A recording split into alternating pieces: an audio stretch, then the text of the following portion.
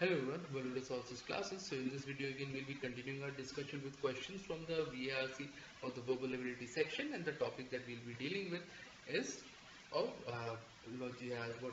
parajumbles. Okay, so it's a four sentence or four statement parajumble wherein we are given with four statements which we have to arrange it to form a coherent paragraph. Okay, so that's what we'll be doing in this particular video.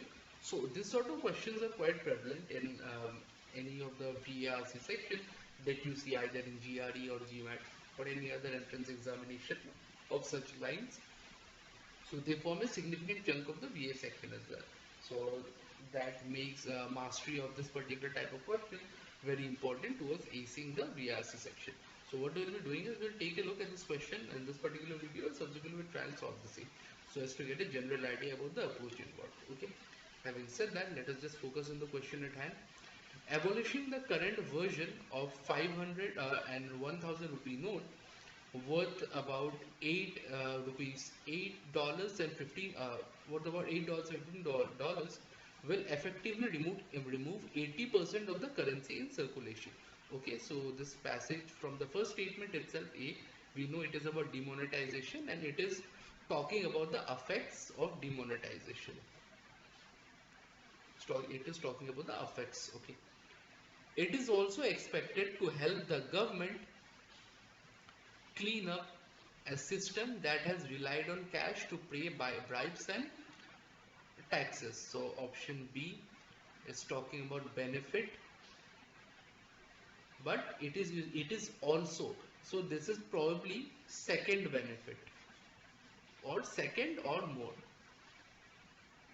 Okay, second or more, one benefit must come before this. But the announcement made on national television in both Hindi and English led to an immediate upheaval in the country. Okay, so this is talking about upheaval in the country, the effects of the announcement. Effects of announcement.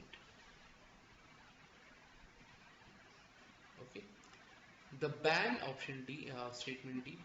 The ban is intended both to curb the flow of counterfeit money and to take aim at terrorist organizations that rely on unaccounted for cash. So yes, benefit it is talking about. So D and B will form a pair. Okay, so benefits discussed here, but the announcement. Okay, but is always used in a contrary sense in C. So after the benefits we use but, and then subsequently again we use A. Okay, so D, B, C, A finally.